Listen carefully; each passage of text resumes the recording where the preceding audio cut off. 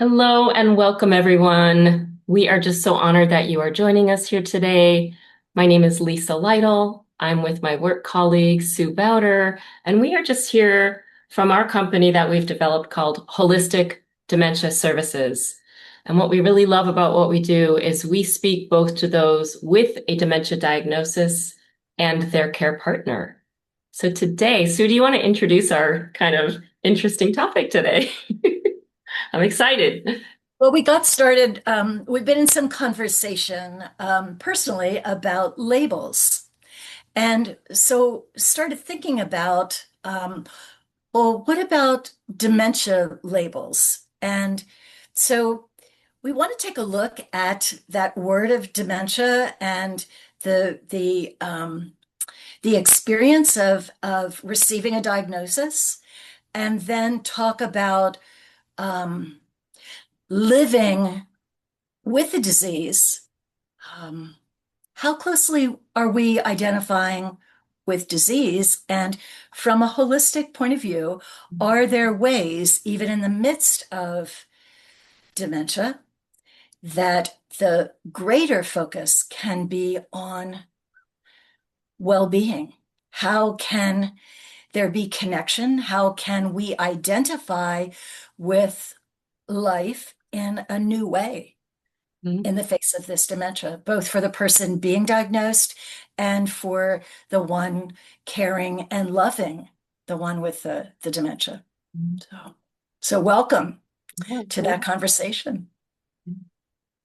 I'm just going to jump right in because this is near and dear to my heart. So I think I would love to just touch base on Sue and I both recognize there is a lot of benefit to getting a specific diagnosis, especially for certain types of dementia. Because when we know what it is we're dealing with, we can better treat the symptoms.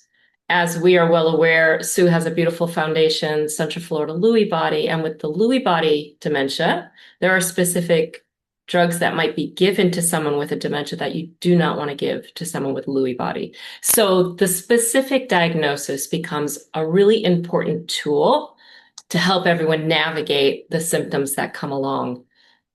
And what I really want to speak into is what Sue just touched on is where does the diagnosis that helps with getting treatment for symptoms and helps with getting the proper support and support groups? And then when do we become too closely identified with the disease that was just diagnosed? That's kind of where I want to step into because there's a difference between saying, there's this diagnosis, this can help me navigate my path, versus the person now has become the disease. From my life living in a holistic way, I always try to encourage people to recognize that you are more than the diagnosis. And so I want to talk to all the parts of the person, even if that person is at a point where they can no longer communicate verbally, they've got some expressive aphasia or some receptive aphasia, whatever's happening. But how can we still connect beautifully with that individual?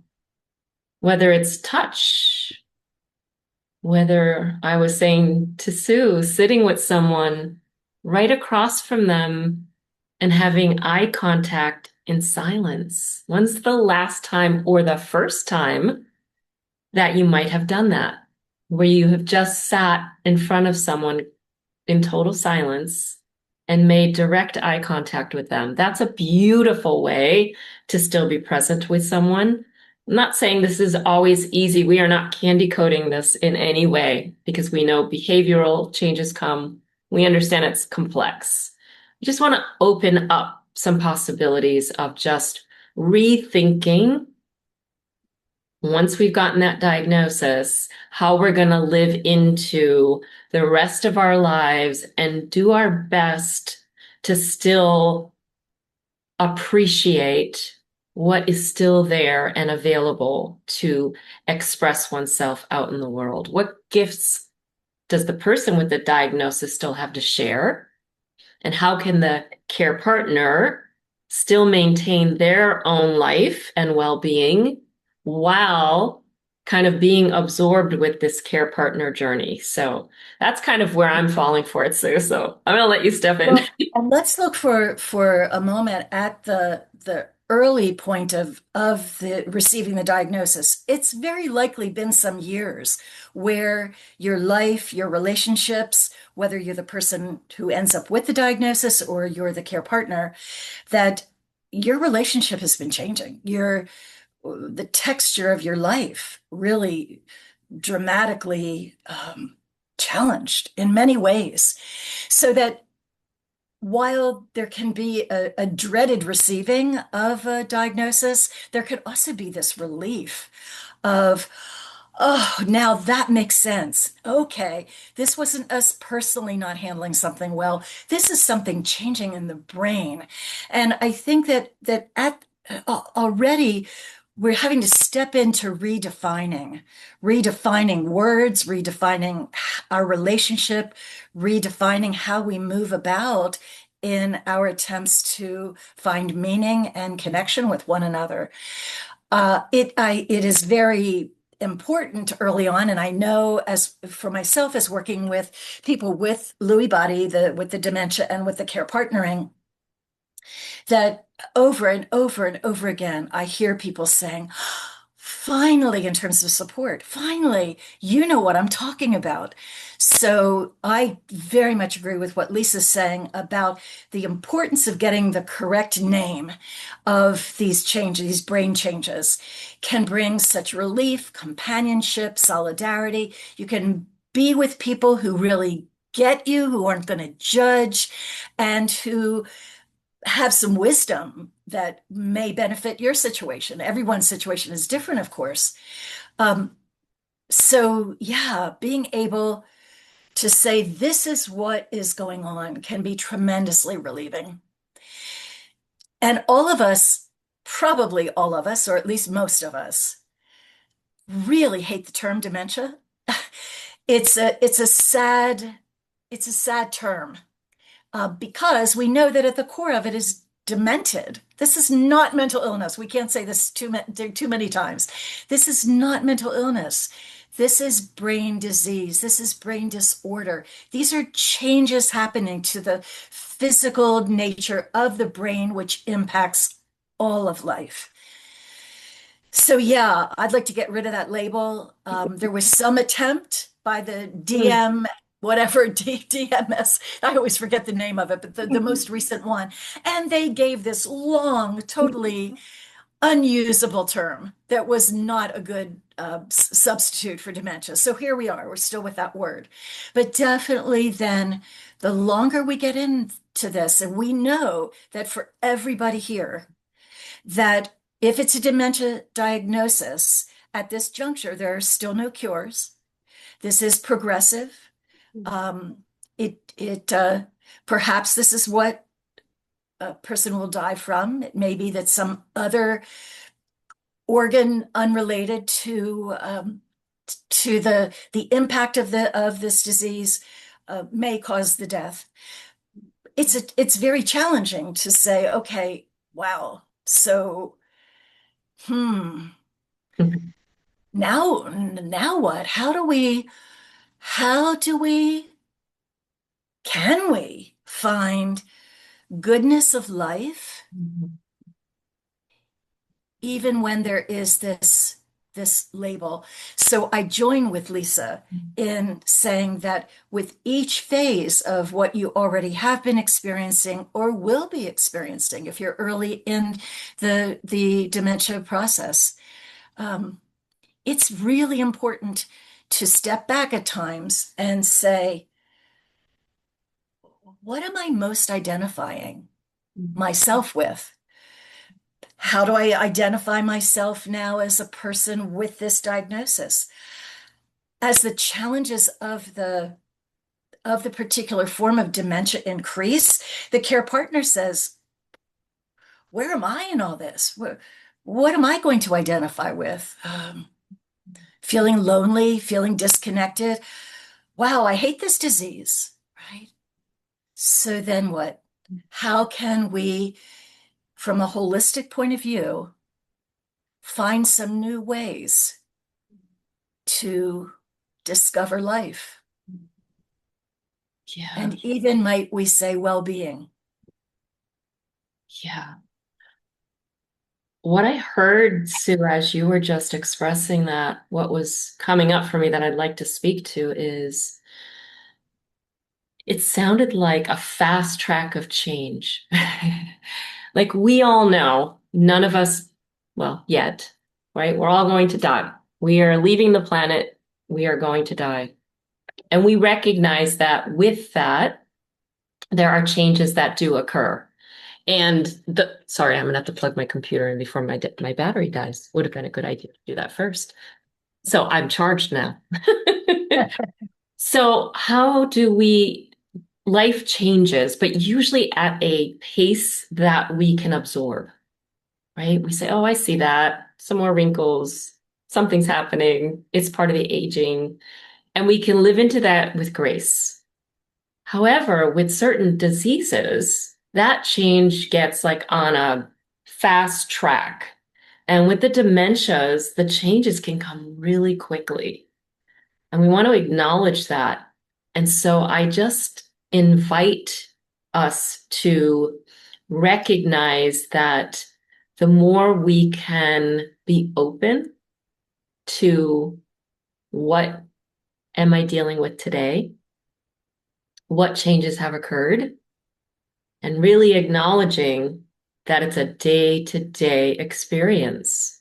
I think it could help to just ease in a little bit better because there's a desire, which is natural and normal. We all want to do this.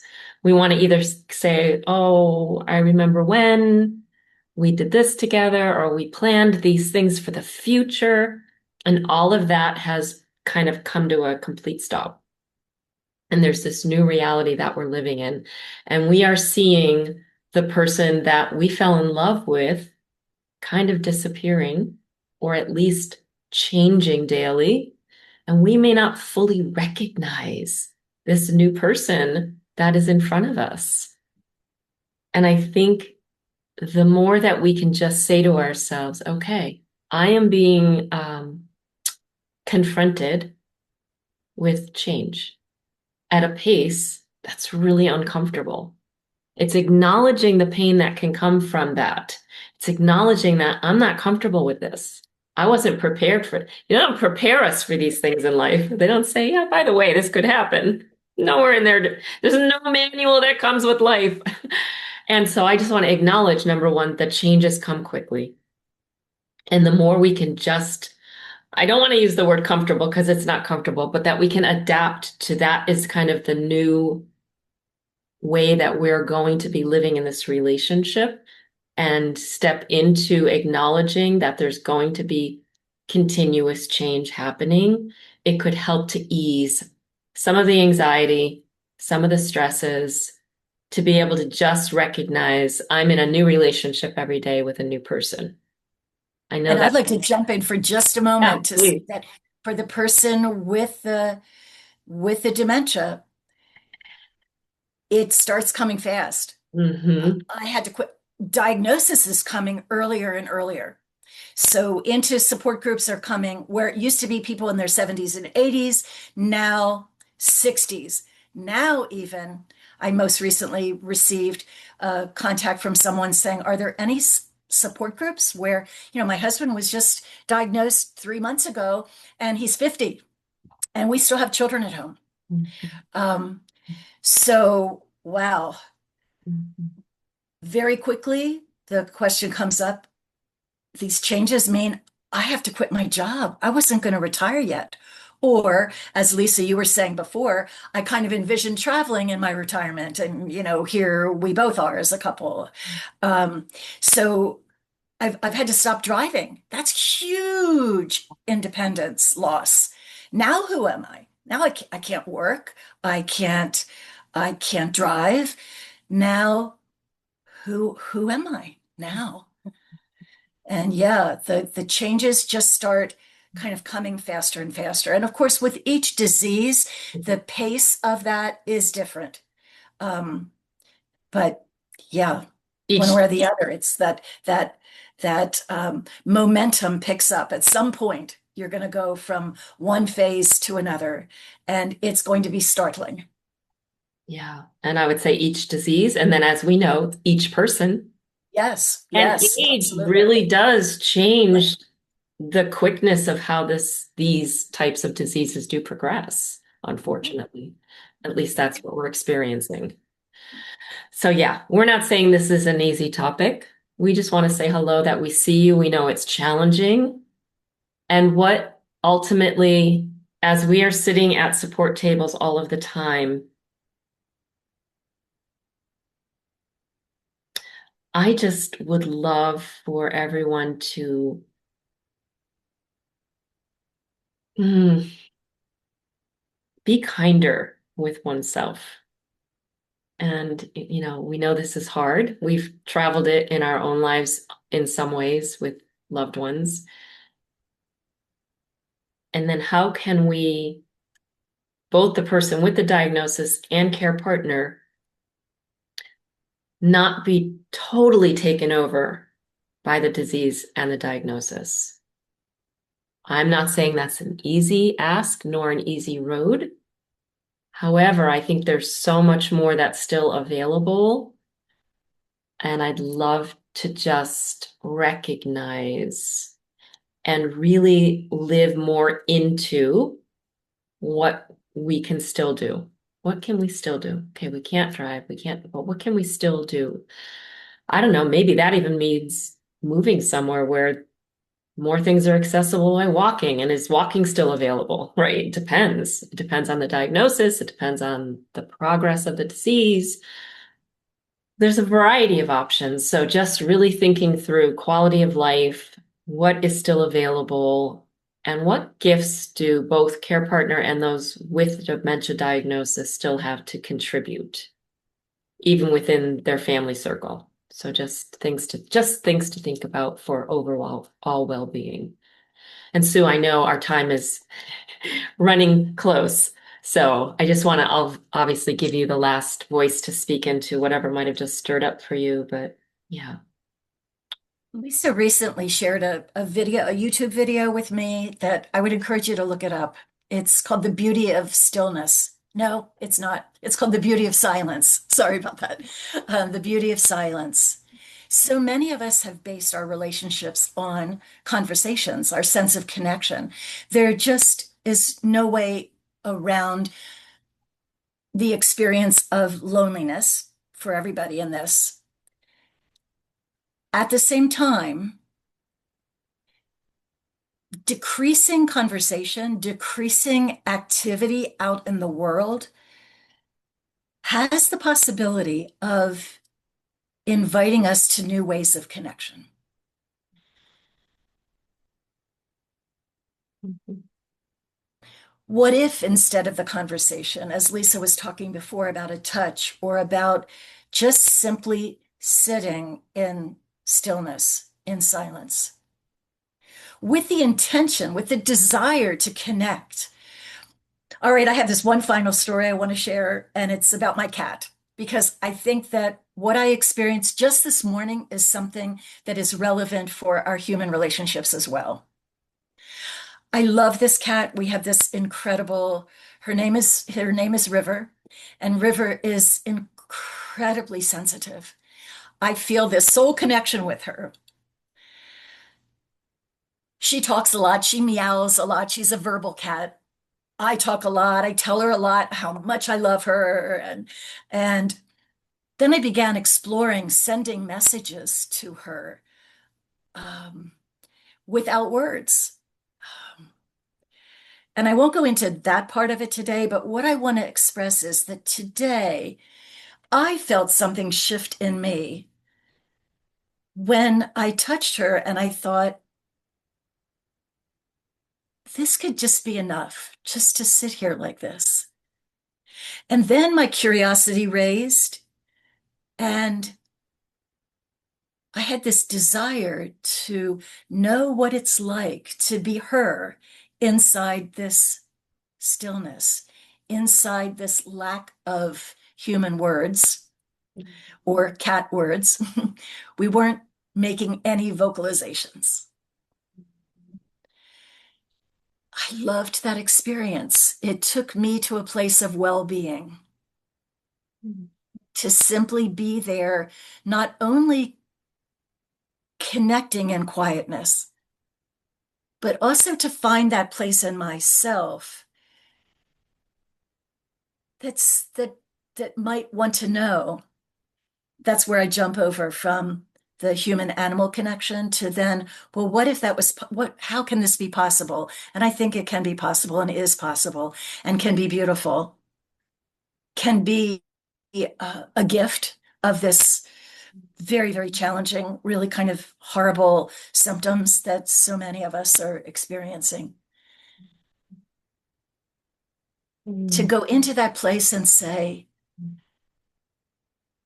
I want to be with you inside wherever you are. Mm.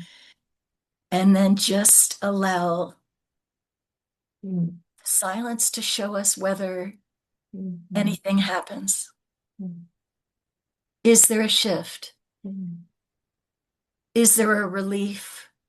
Is there a release of tension, of stress? Mm. Are we back in touch with the core of our love for ourselves and for one another? Mm.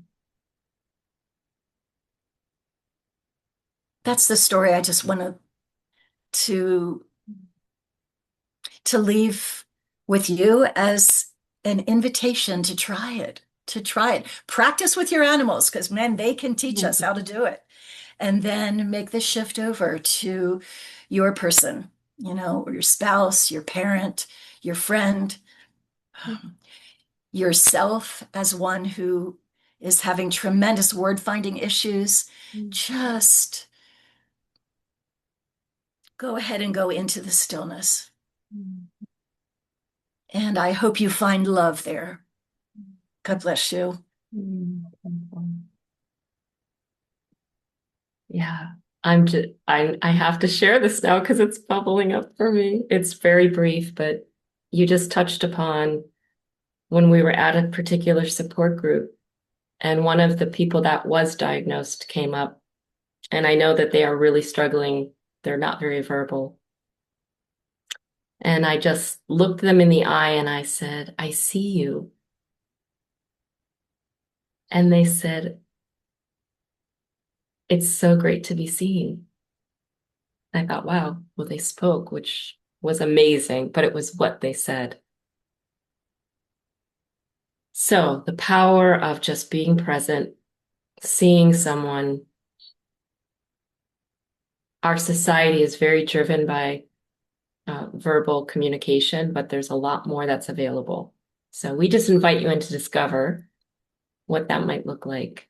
So there's a lot more we could share. I know both Sue and I've had many different experiences but we want to leave you with these words to ponder and hopefully deepen and continue to guide you to connect, continue to connect, both the one with the dementia and the care partner. So many blessings, as Sue said, as you go about your day. We wish you well. We really look forward to seeing you again in the future. Until next time, have a great day. Take care. Bye bye.